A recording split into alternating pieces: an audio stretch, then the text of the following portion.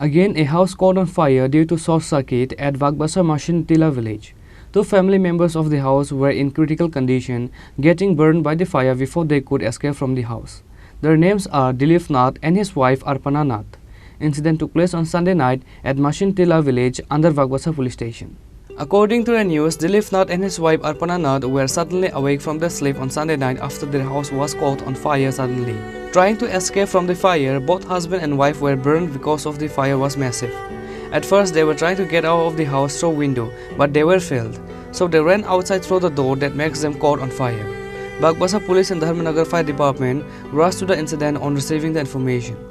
Later, the injured husband and wife were taken to the hospital.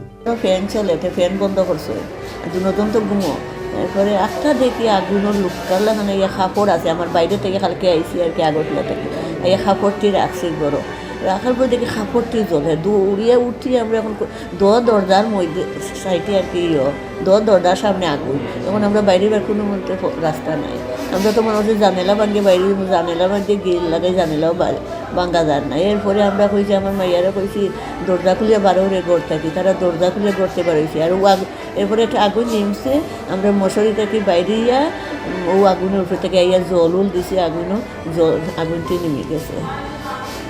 আপনারা কি ঘরের ভিতরেই আছিলেন? ওই আমরা ঘরের ভিতরে। প্রথমে দেখছে কে আগুন? আমি দেখছি আগুনটা দেখার পরে চিৎকার দিয়েছি আগুন লেগেছে রে গরু আগুন লেগেছে আগুন লাগতেও। কতজন আছিলেন আপনারা ঘরে? ঘরে কয়জন আছিলেন? আমরা তো 4 জন মানুষ করে। শুধু আপনারা দুইজনই আগুন লাগছে কাজ? বাকিরা কিচ্ছু হইছে না? না আমার দুইটা মাইয়া কিচ্ছু হইছে না। কি নাম আপনার? আমার নাম অর্পণা নাথ।